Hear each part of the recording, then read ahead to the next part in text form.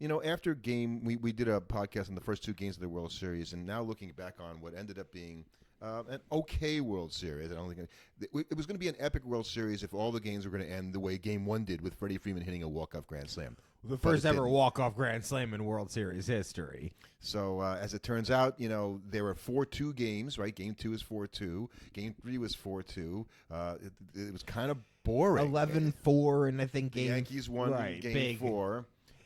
And then game 5 was the most, I think, dramatic. It might be the most dramatic game of the series, which is always interesting to say that in a series with a walk-off grand slam. It wasn't positive drama necessarily. No, it was. I guess in terms of winning it at the end, yes, but what went on in the fifth inning with the Yankees the most was not negative positive. drama happened in Game 4 with the Yankee fans and their antics. That was 5. No, that was Game 4. Was Austin Capablanca? Oh, that's right. Game 5 was the Yankee antics on the field for themselves.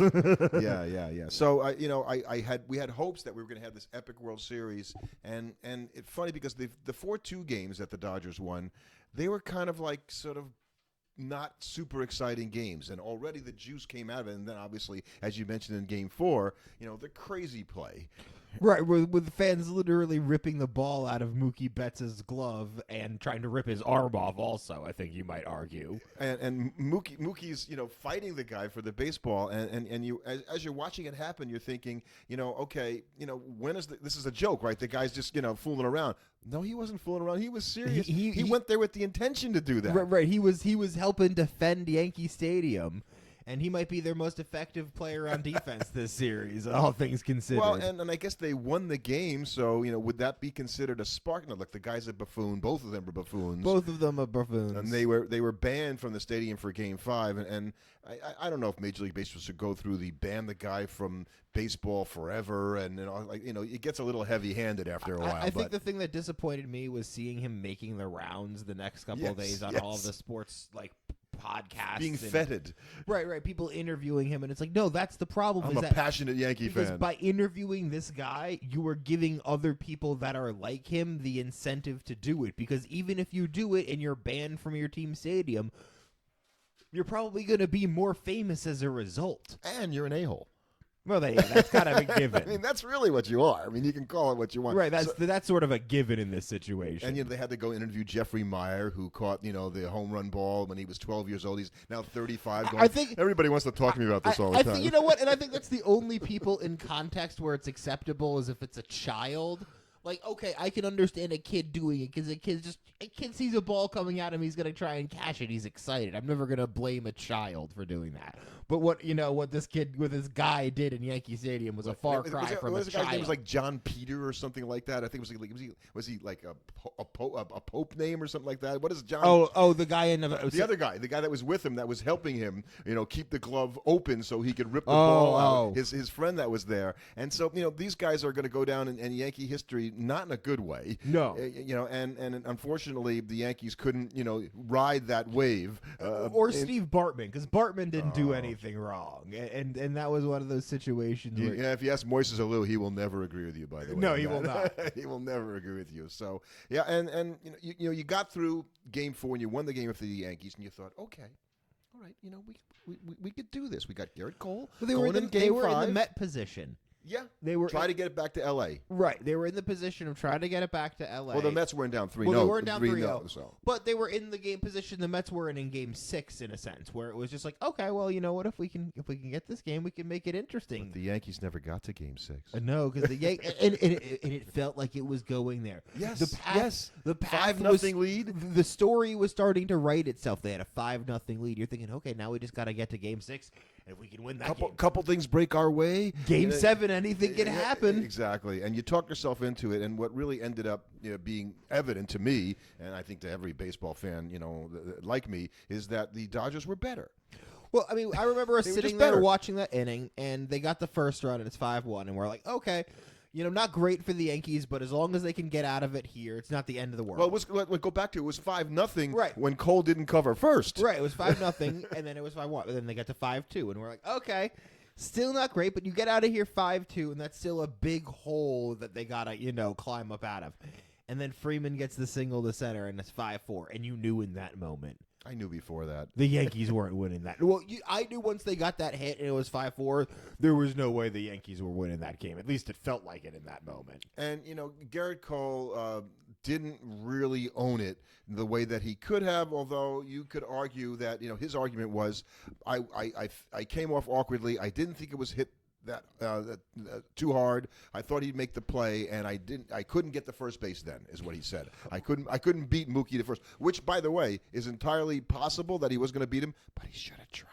It would have looked a lot better for him had he tried and not. That's all he had to do was try and fail, and they say, "Oh, you big tub, you didn't run the first base fast enough." I will say, watching that play, and when I watched it, it did look like something that I would have expected Rizzo to field that ball and run to first base. People are absolving Rizzo, and since when in New York does a guy named Mookie hitting the ball up the first baseline on a slow roller, addle the first baseman? Gee, I think I've heard that somewhere before. Weird. This happened to Game 5 this time. So, but yes, I think it's fair to say that Rizzo could have. You wished he'd have charged the ball.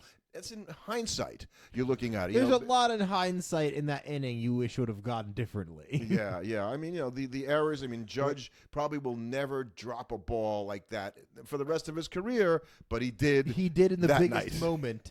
In the biggest spotlight. And Volpe is a Gold Glove, player last year, and he makes a throw that just isn't a good throw, and so that goes. But the Yankees but people kind of pointed those mistakes in that inning are emblematic of the Yankees and what their weaknesses were as a team this year. They were a sloppy team on the base pass and defensively. And it came back to bite them in the biggest moments. Do you remember what John Sterling, the Yankee announcer, said during the Cleveland series when the Yankees got thrown out? Because the Yankees run the bases like drunks. Which is a great line, by the way. And Sterling is retiring, but if he gets remembered for one thing in the very end of his career, and that's the line, that's a beauty. And that was and the Yankees didn't get punished for it by the Guardians, right? And they were able to get out of that series. And the Dodgers weren't letting them getting away. They didn't let them get away with that. And everybody's saying the same thing, and is that the Dodgers did all the little things right, and the Yankees didn't. And the Mets could say the same thing, right? And the Mets walked the Dodgers a million times in that series. They simply weren't good enough to beat the Dodgers without doing everything right, and they didn't. Right. And the Yankees also were not good enough to beat the Dodgers with unless they did everything right. The Dodgers' flaws were as a team, they didn't. There were things that you could have done to take advantage of them. I think teams with stronger starting pitching, I think the Guardians would have actually been a very unfun matchup for the Dodgers because that starting pitching, as long as they were able to manage, especially with Shohei ending up injured in the World Series. A team that doesn't look, because the Yankees still ended up walking a zillion guys, which put them into a ton of not as many as the Mets did. But they walked them in those key innings. They were able to. Well, that was how at the very end of the game, right? You put in Conley, the moment was too big for him. You put in Luke Weaver, the moment was a little too big for him, and that also happened in the pivotal moments. And they had ridden those guys pretty hard, but at that critical moment, and the guys the Dodgers put in there. They didn't fold. Right, and you have to give Dave Roberts a lot of credit for the way he was able to manage his bullpen in this series. And that started in Game 4 in a game that they lost 11-4 by running, starting with Kasparius in that game, a local guy here, which we kind of like, and then basically letting the guy hang out, Honeycutt hang out there, to pitch innings that they needed and that ended up being important in the overall run of the series, right, leaving the relievers for the next game. So yeah, the little thing. So that the Dodgers, they take the extra base, they hit the ball the other way when they need to. The Yankees didn't really do. I think Gleyber Torres had one.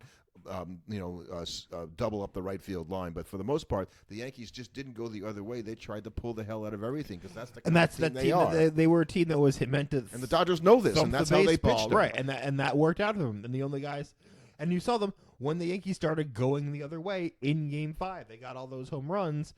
And then they just didn't really go for that again, And the Yankees really got a performance from basically everybody but Judge.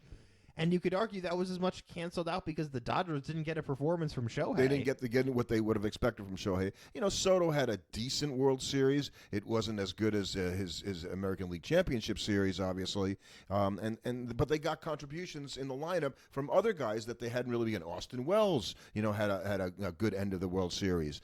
Even Verdugo got a couple of big hits for them. So And I think, and if you're a Yankee fan, you're thinking you're not there without Juan Soto, and even Aaron Judge, so you can't even kill them too much because, yeah, sure, he didn't have a great World Series, but you don't make the World Series without Juan Soto, without Aaron Judge and Juan Soto. So what are you going to do? They did tie the record for Grand Slams in a World Series with 2. So there has never been 3 Grand Slams in a World Series, but it was only in 5 games. So that's pretty impressive that they did that, and they didn't even do it in the they lost in the 5th game, right? And they well, no, there were 2 Grand Slams, one by each team. Oh, okay.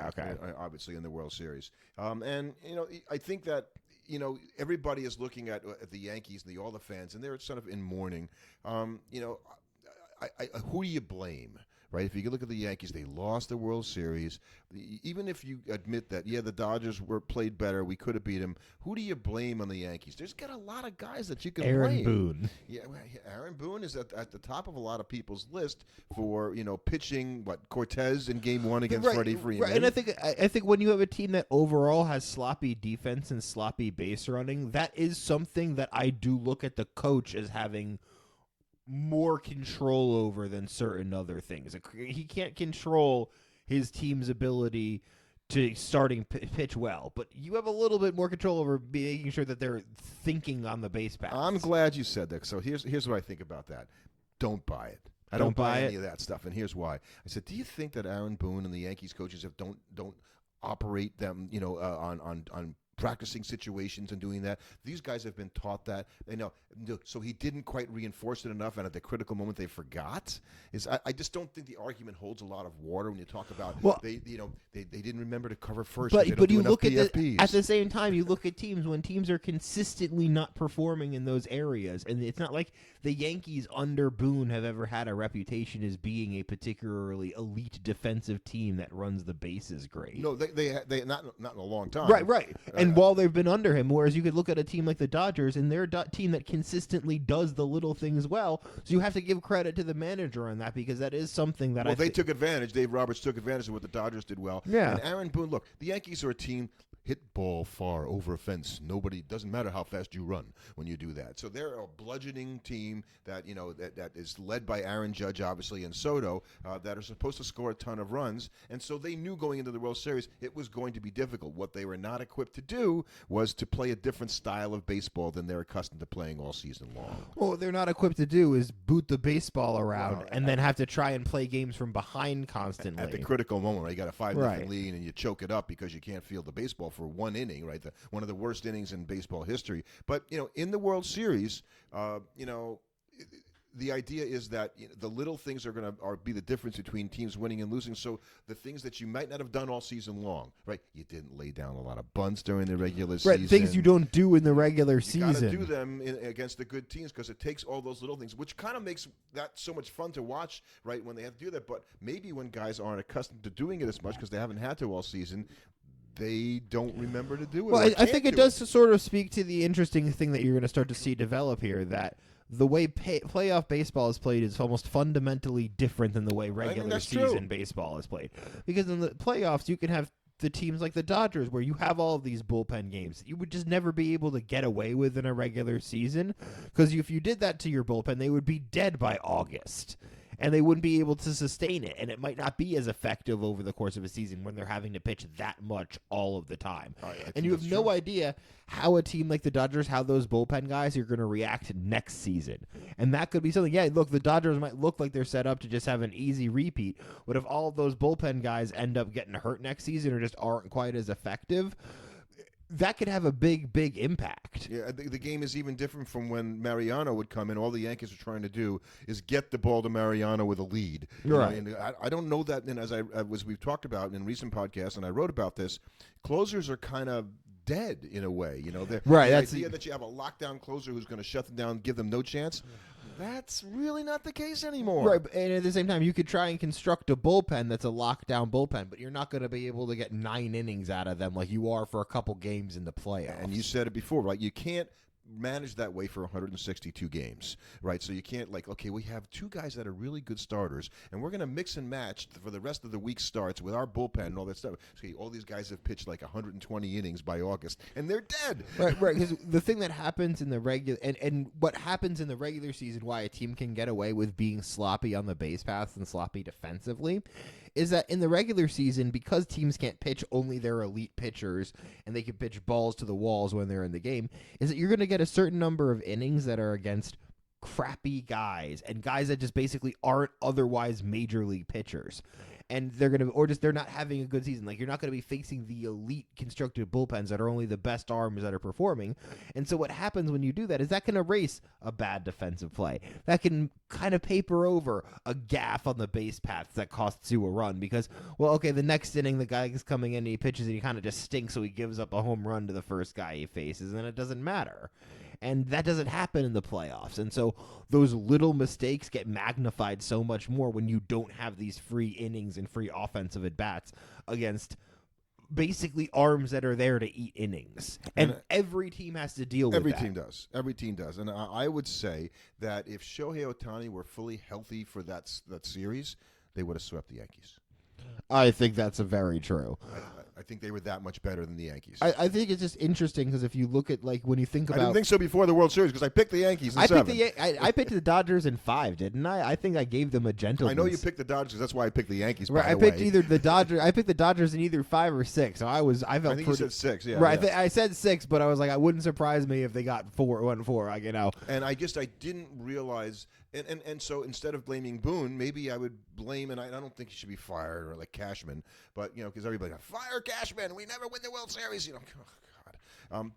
But I do think the construction of the team, and I think the Yankees would go back to the drawing board a little bit and think about, okay, there's winning in the regular season, but make sure that our guys are adaptable enough that they're able to play different styles of baseball in the playoffs.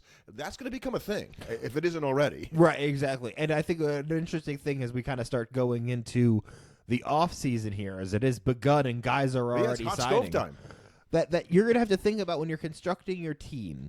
That there's a certain number of innings you're going to have to get from your pitching staff this year from guys that will not be on your roster at the end of the season. And it's weird to think about that there's a sizable number of innings that will be that, a non-zero number. And how you perform in those innings are very important because you're going to definitely lose some games because of those innings. But every win you can steal when you're getting those innings is massive. And obviously how you get there, right, is so important because, where the guys pitch lots of innings and all that through the season, when you get to the playoffs, you can be a wild card team, but the condition of your bullpen, of your whole team at that point. So the Mets were in pretty good shape by the time they got to the playoffs, and their bullpen was, even though it wasn't one of the stronger bullpens, was rested enough that they were able to get all the way to the National League Championship Series. And form matters going in. You saw that with the team like the Phillies, who were not playing good baseball going into the playoffs, and they continued not playing good baseball. The idea that you're going to turn it on once you get into that first postseason series, it is hard to do that. And if you're hot, you're more likely to stay hot because you've been. Look, the teams like that, the Royals, they had to charge to the end of the season, right, to just make the playoffs, and they won a round against a team that a lot of people thought was a better team than they were. That I would have said was one of the 2 best teams in the American League, before the season. But they were hot at the right time, and the Orioles were not. Right. And so that is really important, and you can't really plan for that, but by resting your team, this is the point, resting your bullpen during the season, not making sure the guys haven't had to put down too much in July, that will exhaust them for later season. And then you leave yourself a chance that your guys are going to be rested and fresh enough in the playoffs to really contribute. To be able to be that kind of player you need at that point. So I think a lot of teams, and if you look at the teams that came close this year, the Mets would be one of those teams. The Padres, look, they were pretty, in that Dodger series until they weren't.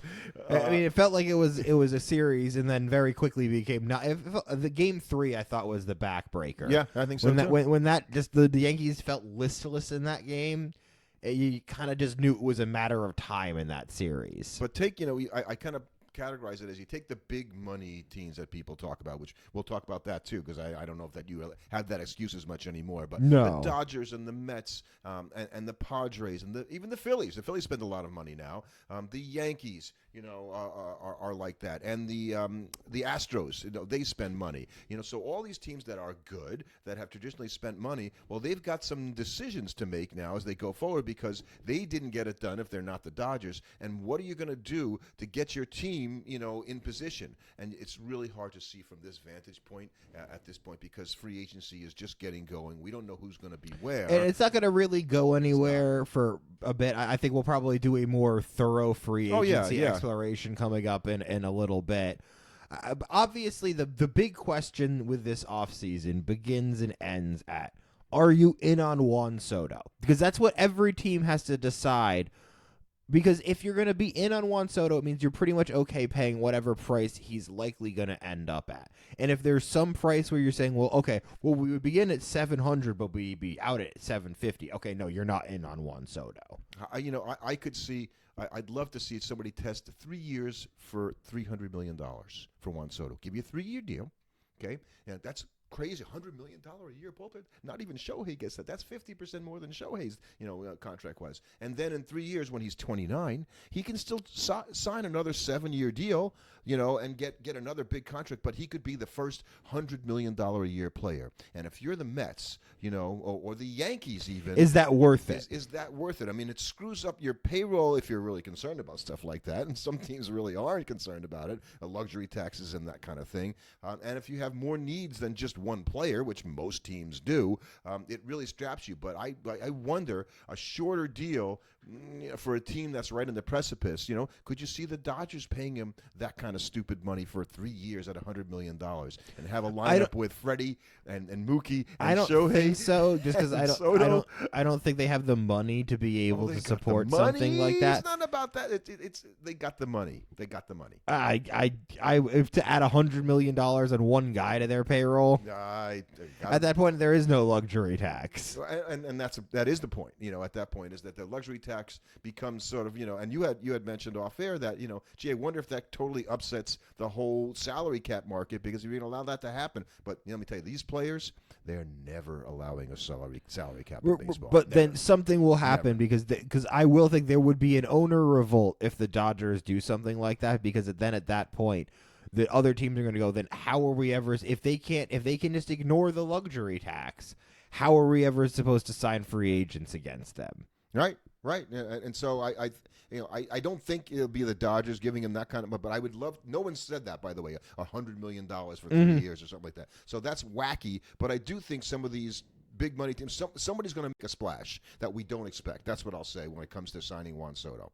And they talked about it ad infinitum during the World Series, by the way. And I wanted to mention something about that. Watching the coverage on Fox, and I watched the entire World Series this time, and I did it differently because, look, I'm not a Dodger fan or a Yankee fan in that way. So a lot of times, if the game went too late, I simply stopped the recording, and then when I got up the next morning, I didn't look at my phone. I tried really hard. That's something really hard. Far more difficult for most people. It is. I'm not that good. I think 1 or 2 times I was able to do it without knowing the outcome. Oh, and wow. Watching the, at 7 o'clock in the morning, watching the last night's game when you don't know the outcome is actually just as good as watching it. I'm like a lot more awake, and I really got to enjoy the coverage differently because I was there at the end of the game instead of saying I am packing it in, and I watched the post-game stuff more than I would have because they had a quick post-game because you weren't thing. logging off immediately. Correct, and the post-game stuff, and one of the things that I thought was really good about the coverage is, they have the guys on the field, A-Rod and Ortiz and Derek Jeter, who looked like he wanted to be anywhere else than that, but he was there every time,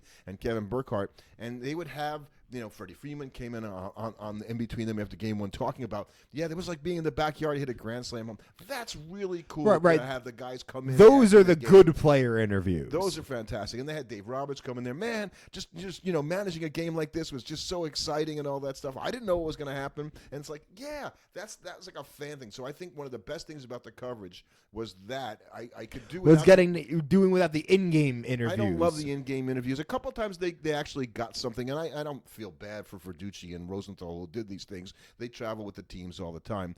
But you're going to get stymied sometimes. You're going to get nothing out of some guys. Right, that, and sometimes they've agreed to it. By the way, all the players agree to do this stuff, so it's not like they're being forced. Sometimes it's just the game is too tense. They're too in the middle of it. Right. That they need to just be like, okay, I'm going to give you nothing because I'm just focused on my job right now. You're probably not going to go interview Patrick Mahomes during a football game after he just, dove in for a 1-yard touchdown and got pounded going, so how are you feeling right now, Patrick? I don't think they can say whatever it would not be things that could be put on air. If you remember who was it? Yes. Richard Sherman, right? The famous. They learned their lesson with that interview.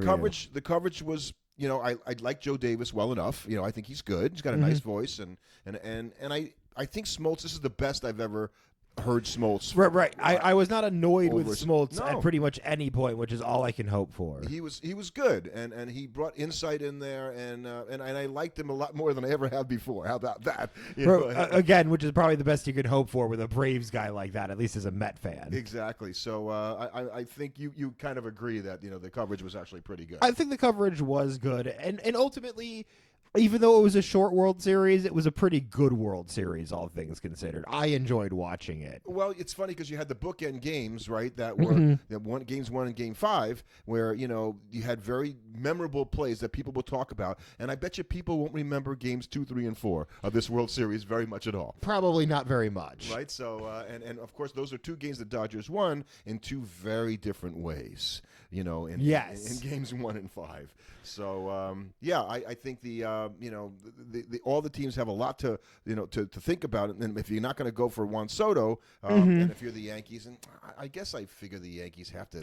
The Yankees sign him. The Yankees will be in on Juan Soto certainly. I'd imagine they're the front runner. But it's not, and we'll do this more in a future podcast. There's not a giant crop of free agents. You've got pitchers like Corbin Burns and Blake Snell. Okay, those are probably the guys at the top of the list for how much you want to pay these guys, and every team that's any good is mentioned as a potential suitor for these players. And then you go down the tier or 2 into other free agents. Michael Wacha signed he's not one of the upper guys, but he signed a 3-year deal today to go back to Kansas City for $50 million. So pitching's expensive, right? So if you're going to pay Michael Wacha $17 million a year for 3 years, you're not going to be and I think that's going to be the tough thing this offseason is that if you're going to be in on a guy like Burns, if you're in on a guy like Blake Snell, are you going to be able to afford a lot of other pitchers that if you don't already have a complete staff and that's the guy you're adding on top of it?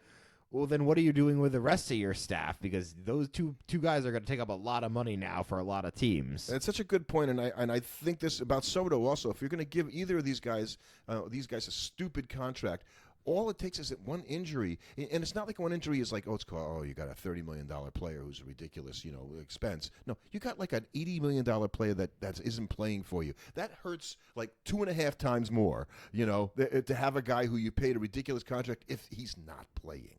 And so I think that's under discussed. Signing these guys to these giant deals, and if the shorter the deal, the bigger the contract, because that puts pressure on them to get on the field and play all the time, or you're really not getting your use. Yeah, exactly. If you have Sidon Soto and he gets hurt, it just kills you because it's so much of your payroll. This is not on the field at that point, and you can kind of, the Dodgers can withstand it, but we even saw that was a team that was probably going to be very worried the longer that series went on because Shohei clearly didn't look right at the end. No, and like I said, if he would look right, who knows what would happen? And he'll be pitching next year, so got to remember that for the Dodgers. It's like getting a free agent pitcher. I don't think he'll be stealing 59 bases next year. Will Shohei for the Dodgers if he's going to be pitching? I don't think that's going to be the approach. I think he did that intentionally in a year when he wasn't pitching, just to show everybody that he could do that.